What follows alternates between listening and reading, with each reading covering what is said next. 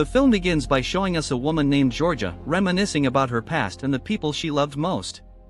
Some time ago, on Christmas Eve, Georgia is shocked and confused to discover she's pregnant. Sam wants to take responsibility and asks her to marry him. Sam is willing to support Georgia in whatever decision she makes, but it doesn't make Georgia feel any better. Georgia then invites Sam to her parents' house to celebrate Christmas with them. After spending Christmas with her family, Sam asks permission to take Georgia to the city that night. In fact, at Georgia's parents' house, they are always assisted by a humanoid robot, an android named Eli. Georgia and Sam then go to a friend's house to continue the Christmas celebrations with them. A waiter android named Daniel approaches them and offers everyone a drink. Georgia approaches Sam and asks about his cell phone, which Sam forgot, as he also left his phone at his home. Georgia then goes to the bathroom and starts telling her friend, Sarah, about her pregnancy. Georgia explains that she's scared and unprepared because they're both students and still young. She's not even sure if she wants to be with Sam and asked to break up with him. In the middle of the conversation, something unexpected happens, where a high-frequency radio wave is heard, causing Sarah's cell phone to be thrown, followed by disturbances in electronic devices. As soon as the sound is muffled, they hear a commotion downstairs. They witness Daniel, the android, attacking their friends due to the sound waves emitted by the sound generator. They try to get out of the situation, but Sam falls while trying to save Georgia. Sam and Georgia are almost killed by Daniel but are saved by one of their friends, who beats Daniel with a baseball bat until he shuts down. It turns out that the situation outside has become chaotic as a result of an attack by the androids working in each of their homes. Those who were connected with their cell phones are killed due to the mysterious explosion involving the devices. Fortunately, Georgia and Sam didn't bring their cell phones with them. We can see the state of the city that was brought down as a result of the androids' attack. After several months, Georgia's belly has grown in size as her pregnancy has progressed to the 9th month. At this point, she will soon go through the labor process. Sam proves his sense of responsibility by always showing concern for Georgia and patiently protecting his beloved. After the attack, they remained in the area for several months, waiting for conditions to recover. However, as the situation worsened, they were forced to try to travel to New York. On their way to New York, the presence of a large army of androids frightened humans, causing the army to detonate an electromagnetic pulse, also known as EMP. The same as the only solution: humans have to kill the androids through the shockwaves emitted by the explosion, but it can only be detonated once. In the end, after the wave had subsided, the androids launched their second attack, which successfully brought down New York. Now that Sam and Georgia are on their way to Boston, they need to walk 6 miles through the forest to get there because the city streets have been taken over by the androids. They then found a heavily guarded military base. The soldiers order them to leave their belongings on the ground and walk backward. They are then checked to ensure they are normal humans and not one of those creatures. After passing the test, they are allowed to enter the safe camp. Georgia meets with Dr. Howe and consults about her pregnancy. She also talks about their long journey as well as the couple's intention to visit Boston. The doctor then informs them that Boston has been fortified, and they cannot proceed directly there. Additionally, the surrounding area is in no man's land, making it very difficult for anyone to survive that route. Georgia explains that she plans to give birth at the Boston base, which is close to the dock. After that, they will head to the dock to board a ship to Korea, where, according to rumors, the situation is much safer there. But, according to Dr. Howe, only women and babies are welcome there as they also need to maintain food supplies. As her gestational age approaches the due date, the doctor advises her to stay in the camp until she gives birth. Sam, on the other hand, is trying to ask one of the soldiers for a ride to Boston. But the soldier underestimates Sam because he thinks he wants to leave the ruined America and flee to Asia. Later that night, Georgia argues that it's not good news because one of them will have to remain in America. Sam admits he can accept that as long as Georgia and their child are safe. Georgia, who is listening, becomes emotional, believing Sam is deliberately wanting to shirk his responsibility. A fight ensues between them, and Georgia says some hurtful things. As a result, Sam leaves the tent and goes to find out more about a group heading to Boston. At a ceremony honoring the new recruits, he encounters the same army soldier. In a drunken state, the soldier challenges Sam to a fight, in exchange for which Sam and his beloved will be accompanied by a group toward Nashua the next day. This will reduce the distance between them and Boston. The arrogant soldier seems quite confident, as if he's sure he could defeat little Sam. But in reality, the opposite happened. The next morning, Georgia is awakened by a female officer.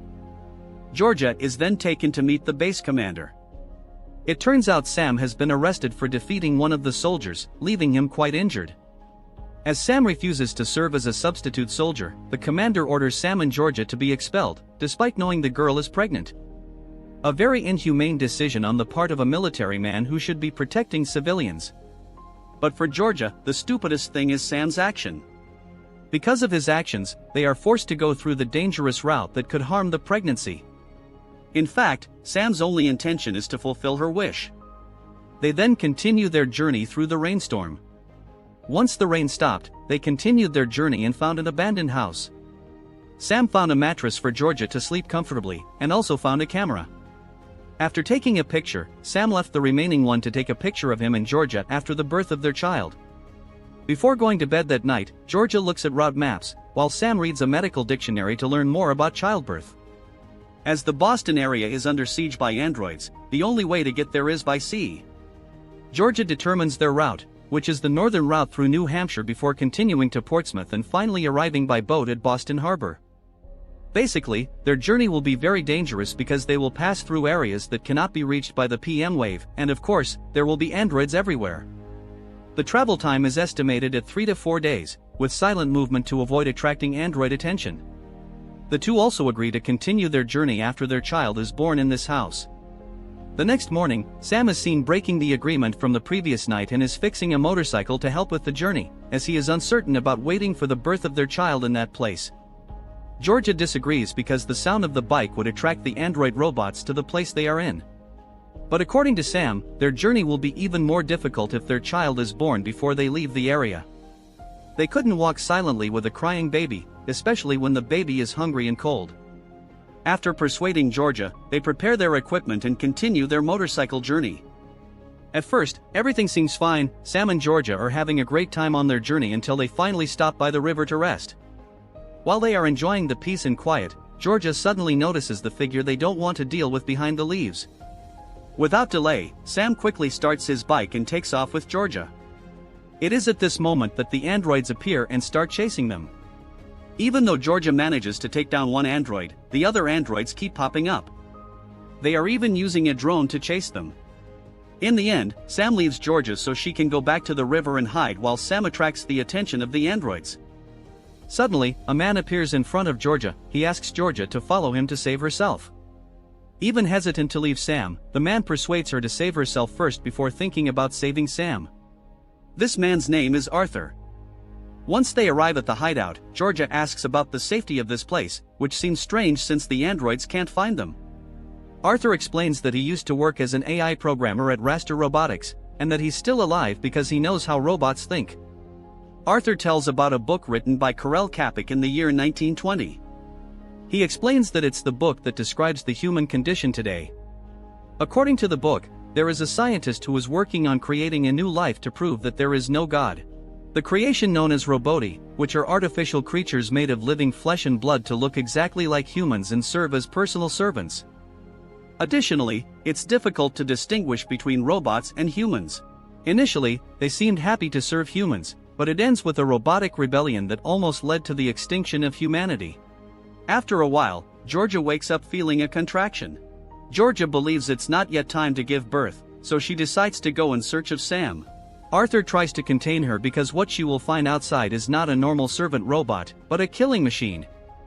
Although humans are not robots, Arthur claims that androids can still hack human programs through love. Even though it seems absurd, but through emotion, androids will exploit human weaknesses with their strategies that humans cannot predict. Georgia asks why Arthur cares so much about her. However, Arthur puts his ear to Georgia's belly. He then cries like a traumatized person while repeating a verse several times. Arthur offers to safely take Georgia to Boston. He then gives her a camouflage vest he developed 8 years ago. This vest will make humans undetectable by the killer androids.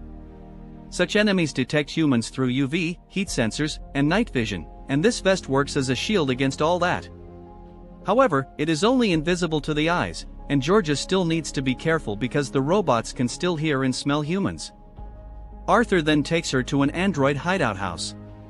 As they approach the house, Arthur hands Georgia her vest and instructs her to enter and put it on Sam before leaving. Arthur doesn't go with her because he only has 2 vests. Georgia then bravely makes her way into the house.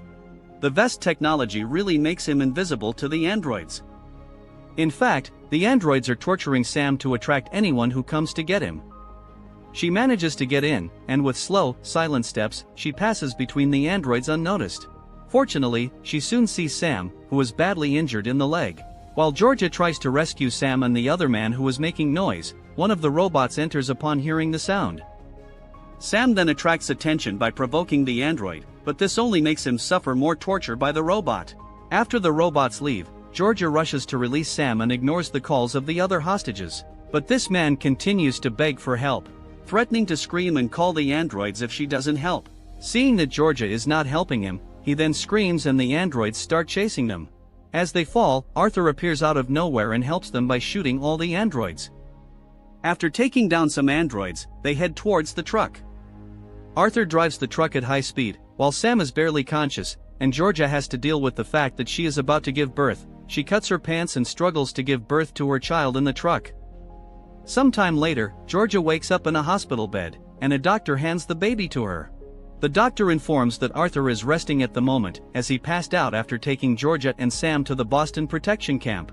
Georgia and Sam are very happy to see their baby, whom they decided to name Forrest. According to the doctor, Arthur caused a big commotion at the checkpoint, so the soldiers were forced to let them in, as they realized that the health of the couple Georgia and Sam was serious. In a hurry, they finally managed to operate Georgia to give birth to the baby. Even though they are happy at the moment, the worst part of Sam's struggle is losing both legs. However, Sam tries to reassure Georgia because he will probably use robotic legs when he gets to Korea. After that, an army representative begins to interrogate them. Georgia tells about her journey, which was possible thanks to Arthur's vest technology. She explains all the technology to the military. But the military is shocked and confused because the technology described by Georgia never existed. If it did, they would have been introduced and received it from the state leadership.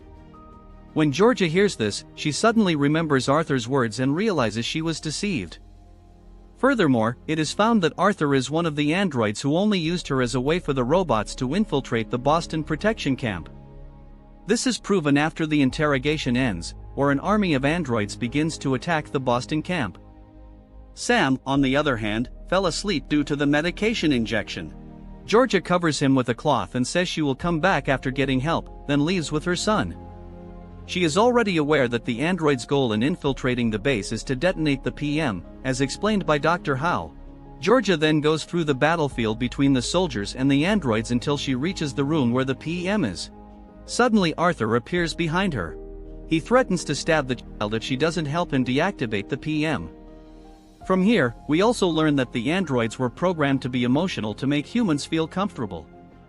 As Arthur continues to approach Georgia, she repeatedly shoots him in the head until his face is destroyed and reveals his true robotic face. Not long after, the other androids start to appear, forcing Georgia to hold the door.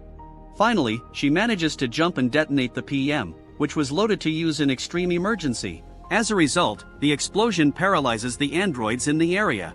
Sometime later, Georgia wakes up again in the patient's room next to Sam and Forrest. Georgia then takes the last remaining camera and takes a picture of them. Before the conditions worsen again, Sam invites them to immediately go to the port to catch an evacuation ship. When they arrive there is a Korean ship about to leave the port. Unfortunately, the officer explains that Korea will only take the baby, not the parents. It's not about space on the ship, but once they're in Korea, they will need jobs to survive. Seeing Sam's amputated leg state, they are not sure if they can survive there. Sam understands the situation and asks Georgia to let Forrest go with the officer. According to Sam, this baby may have a better life in Korea. Georgia signs the parental rights waiver letter provided by the officer with a heavy heart. She also writes a letter to her son, so he can read her sadness for being separated from him. After writing a letter, she advises an officer to find parents who will care for and love their son. At this point, Georgia can't hold back her tears, and she cries a lot when she sees her son leaving.